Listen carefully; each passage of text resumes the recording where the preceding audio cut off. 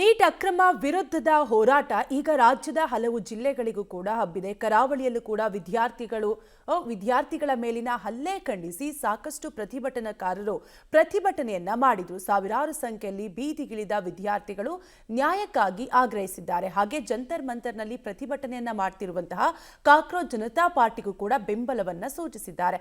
ಹಾಗಾದ್ರೆ ಯಾವ್ಯಾವ ಜಿಲ್ಲೆಗಳಲ್ಲಿ ಪ್ರತಿಭಟನೆ ಹೇಗಿತ್ತು ಅಂತೀರಾ? ನೀವೇ ನೋಡಿ.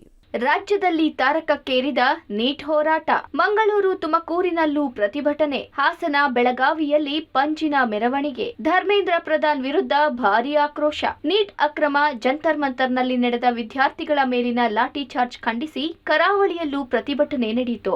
ಸೋಷಿಯಲ್ ಮೀಡಿಯಾದ ಮೂಲಕ ಪ್ರತಿಭಟನೆಗೆ ಕರೆಯಿದ್ದ ವಿದ್ಯಾರ್ಥಿಗಳು ಬೃಹತ್ ಸಂಖ್ಯೆಯಲ್ಲಿ ಸೇರಿ ತಮ್ಮ ಆಕ್ರೋಶ ವ್ಯಕ್ತಪಡಿಸಿದ್ರು. ಶುಕ್ರವಾರ ಒಂದೇ ದಿನ ಮಂಗಳೂರು, ಉಡುಪಿ ನಗರದಲ್ಲಿ ಪ್ರತಿಭಟನೆ ನಡೆದವು.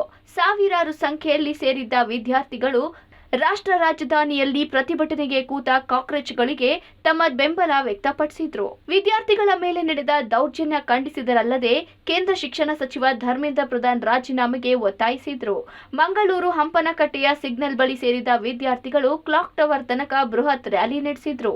ನೀಟ್ ಪ್ರಶ್ನೆ ಪತ್ರಿಕೆ ಸೋರಿಕೆಯಾಗಿ ಲಕ್ಷಾಂತರ ವಿದ್ಯಾರ್ಥಿಗಳ ಜೀವನ ಹಾಳಾಗಿದೆ ಮತ್ತು ಜೀವ ಹೋಗಿದೆ. ಒಂದು ಪತ್ರಿಕೆ ಸೋರಿಕೆ ಆಗುವುದನ್ನೇ ತಡೆಯದ ಈ ಸರ್ಕಾರ ಹೇಗೆ ಸರ್ಕಾರ ಮುನ್ನಡೆಸುತ್ತಾರೆ? ಇವರ ಈ ಅಸಾಮರ್ಥ್ಯವನ್ನು ಪ್ರಶ್ನಿಸಿ ದೆಹಲಿಯಲ್ಲಿ ವಿದ್ಯಾರ್ಥಿಗಳು ಶಾಂತಿಯುತವಾಗಿ ಪ್ರತಿಭಟನೆ ಮಾಡಿದ್ದಾರೆ. ವಿದ್ಯಾರ್ಥಿಗಳ ಮೇಲೆ ಲಾಠಿ ಚಾರ್ಜ್ ಮಾಡ್ತಾರೆ. ನ್ಯಾಯ ಕೇಳಿದರೆ ವಿದ್ಯಾರ್ಥಿಗಳ ಮೇಲೆ ಲಾಠಿ ಚಾರ್ಜಾ? ಈ ಹಗರಣದ ಬಗ್ಗೆ ಕೂಡಲೇ ಉನ್ನತ ಮಟ್ಟದ ತನಿಖೆ ಆಗಬೇಕು ಮತ್ತು ಕೇಂದ್ರ ಶಿಕ್ಷಣ ಸಚಿವ ಧರ್ಮೇಂದ್ರ ಪ್ರಧಾನ್ ಕೂಡಲೇ ರಾಜೀನಾಮೆ ನೀಡಬೇಕು ಮತ್ತು ಇಲ್ಲದಿದ್ದರೆ ವಿದ್ಯಾರ್ಥಿ ಸಮೂಹ ಉಗ್ರವಾದ ಹೋರಾಟ ಮಾಡಲಿದೆ ಅಂತ ಇದಕ್ಕೆ ಎಚ್ಚರಿಕೆ ಅಂತ ಹೇಳಿ. ನೀಟ್ ಆಸ್ಪಿರೆನ್ಸ್ಗೆ ಫೇರ್ ಎಜುಕೇಷನ್ ಸಿಸ್ಟಮ್ ಕೊಡಬೇಕಂತ ಆಗ್ರಹ. ಸೊ ನಮ್ಮದು ಮೇನ್ ಮೋಟಿವ್ ಎಂತ ಅಂದರೆ ಎಲ್ಲ ಸ್ಟೂಡೆಂಟ್ಸ್ಗೆ ಫೇರ್ ಆಗಿ ಎಜುಕೇಷನ್ ಸಿಸ್ಟಮ್ ಕೊಡಬೇಕು.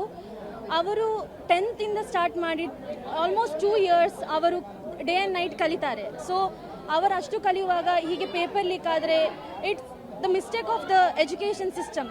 ಸೊ ಅವರ ಕಡೆಯಿಂದ ಮಿಸ್ಟೇಕ್ ಆದರೆ ನಮ್ಮ ಎಷ್ಟೋ ಸ್ಟೂಡೆಂಟ್ಸ್ ಇದು ಲೈಫ್ ಅವರು ಕಳ್ಕೊಳ್ತಾರೆ ಆ್ಯಂಡ್ ಅವರು ಪುನಃ ಕಲಿಬೇಕು, ಪುನಃ ಬರಿಬೇಕು. So it is not fair. Exam ಒಂದೇ ಸತಿ ಆಗಬೇಕು, ಎಲ್ಲರಿಗೆ ಈಕ್ವಲ್ ಚಾನ್ಸಸ್ ಕೊಡಬೇಕು. ಇನ್ನು ಉಡುಪಿ ಜಿಲ್ಲೆಯ ಮಣಿಪಾಲದಲ್ಲೂ ಅಲ್ಲಿನ ವಿವಿಧ ಶಿಕ್ಷಣ ಸಂಸ್ಥೆಗಳ ವಿದ್ಯಾರ್ಥಿಗಳು ವಿವಿಧ ಸಂಘಟನೆಗಳ ಬೆಂಬಲದೊಂದಿಗೆ ಪ್ರತಿಭಟನೆ ನಡೆಸಿದ್ರು. ನೀಟ್ ಅವ್ಯವಸ್ಥೆ ಕಾರಣಕ್ಕಾಗಿ ಆತ್ಮಹತ್ಯೆ ಮಾಡಿಕೊಂಡ ಮಕ್ಕಳಿಗಾಗಿ ಮೌನಾಚರಣೆ ಮೂಲಕ ಶ್ರದ್ಧಾಂಜಲಿ ಸೂಚಿಸಿದ್ರು. ಕೇಂದ್ರ ಸರ್ಕಾರದ ವಿರುದ್ಧ ಘೋಷಣೆ ಕೂಗಿ ತಮ್ಮ ಆಕ್ರೋಶವನ್ನು ಹೊರಹಾಕಿದ್ರು. ಯೂತ್ ಕಾಂಗ್ರೆಸ್ ಎಡಪಂಥೀಯ ಸಂಘಟನೆಗಳು ವಿದ್ಯಾರ್ಥಿಗಳ ಪ್ರತಿಭಟನೆ ಬೆಂಬಲಿಸಿ ಅವರ ಜಾಥಾದಲ್ಲಿ ಹೆಜ್ಜೆ ಹಾಕಿದ್ರು. ಇತ್ತ ತುಮಕೂರು ಜಿಲ್ಲೆಯ ಕುಣಿಗಲ್ ತಾಲೂಕಿನ ಯುವ ಕಾಂಗ್ರೆಸ್ ಶಾಸಕ ರಂಗನಾಥ್ ನೇತೃತ್ವದಲ್ಲಿ ಪಂಜಿನ ಮೆರವಣಿಗೆ ನಡೆಸಿದ್ರು. ಕುಣಿಗಲ್ ಪಟ್ಟಣದ ಗ್ರಾಮ ದೇವತೆ ದೇವಸ್ಥಾನದಿಂದ ಹುಚ್ಚಮಾಸ್ತಿ ಗೌಡ ಸರ್ಕಲ್ ವರೆಗೂ ಪಂಜಿನ ಮೆರವಣಿಗೆ ನಡೆಸಿದ್ರು. ಕೂಡಲೇ ಕೇಂದ್ರ ಶಿಕ್ಷಣ ಸಚಿವ ಧರ್ಮೇಂದ್ರ ಪ್ರಧಾನ್ ರಾಜೀನಾಮೆ ಕೊಡಬೇಕೆಂದು ಆಗ್ರಹಿಸಿದ್ರು. ಇದೇ ವೇಳೆ ಭ್ರಷ್ಟ ಬಿಜೆಪಿ ಸರ್ಕಾರ ಎಂದು ಘೋಷಣೆ ಕೂಗಿ ಆಕ್ರೋಶ ಹೊರಹಾಕಿದ್ರು. ನೀಟ್ ವಿದ್ಯಾರ್ಥಿಗಳ ಹೋರಾಟಕ್ಕೆ ಬೆಂಬಲಿಸಿ ಬೆಳಗಾವಿಯಲ್ಲೂ ಕ್ಯಾಂಡಲ್ ಹಿಡಿದು ವಿದ್ಯಾರ್ಥಿಗಳು, ವಿವಿಧ ಸಂಘಟನೆ ಕಾರ್ಯಕರ್ತರು ಪ್ರತಿಭಟನೆ ನಡೆಸಿದ್ರು. ಕೇಂದ್ರ ಸರ್ಕಾರ ಪ್ರಧಾನಮಂತ್ರಿ ವಿರುದ್ಧ ಘೋಷಣೆ ಕೂಗಿ ಆಕ್ರೋಶ ಹೊರಹಾಕಿದ್ರು. ನೀಟ್ ಪ್ರಶ್ನೆ ಪತ್ರಿಕೆ ಸೋರಿಕೆಯಿಂದ ಪ್ರಾಣ ತೆತ್ತ ವಿದ್ಯಾರ್ಥಿಗಳ ಕುಟುಂಬಕ್ಕೆ ಸೂಕ್ತ ಪರಿಹಾರ ನೀಡಬೇಕು. ಕೇಂದ್ರ ಸಚಿವ ಧರ್ಮೇಂದ್ರ ಪ್ರಧಾನ್ ರಾಜೀನಾಮೆ ನೀಡಬೇಕೆಂದು ಆಗ್ರಹಿಸಿ ಕೆಲಕಾಲ ಚೆನ್ನಮ್ಮ ವೃತ್ತ ಬಂದ್ ಮಾಡಿದ್ರು. ನೀಟ್ ಪ್ರಶ್ನೆ ಪತ್ರಿಕೆ ಸೋರಿಕೆ ಹೆಸರಲ್ಲಿ ವಿರೋಧ ಪಕ್ಷಗಳು ದೇಶ ವಿರೋಧಿ ನಡೆ ವಿರೋಧಿಸಿ ಕೋಲಾರದಲ್ಲಿ ಬಿಜೆಪಿ ಯುವ ಮೋರ್ಚಾ ಘಟಕದಿಂದ ಪಂಜಿನ ಮೆರವಣಿಗೆ ನಡೆಸಿದ್ರು. ಕೋಲಾರ ನಗರದ ಎಂಜಿ ರಸ್ತೆಯಲ್ಲಿ ಪಂಜಿನ ಮೆರವಣಿಗೆ ನಡೆಸಿ ಗಾಂಧಿ ವೃತ್ತದವರೆಗೂ ಪ್ರತಿಭಟನೆ ನಡೆಸಿದ್ರು.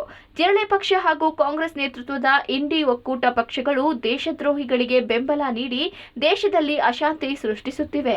ಅಲ್ಲದೆ ದೇಶ ವಿಭಜನೆ ಮಾಡಲು ಹೊರಗಿನ ದುಷ್ಟ ಶಕ್ತಿಗಳ ಜೊತೆ ಕೈಜೋಡಿಸಿವೆ ಎಂದು ಆಕ್ರೋಶ ಹೊರಹಾಕಿದ್ರು. ಒಟ್ಟಿನಲ್ಲಿ ದೂರದ ದೆಹಲಿಯಲ್ಲಿ ನಡೆಯುತ್ತಿದ್ದ ಪ್ರತಿಭಟನೆಯ ಕಿಚ್ಚು ಇದೀಗ ಕರಾವಳಿಯನ್ನು ತಲುಪಿದೆ. ಕಾಕ್ರೋಚ್ಗಳ ಮೇಲಿನ ಲಾಠಿ ಚಾರ್ಜ್ ವಿದ್ಯಾರ್ಥಿಗಳನ್ನು ಬೀದಿಗಿಳಿಯುವಂತೆ ಮಾಡಿದೆ. News desk, public TV.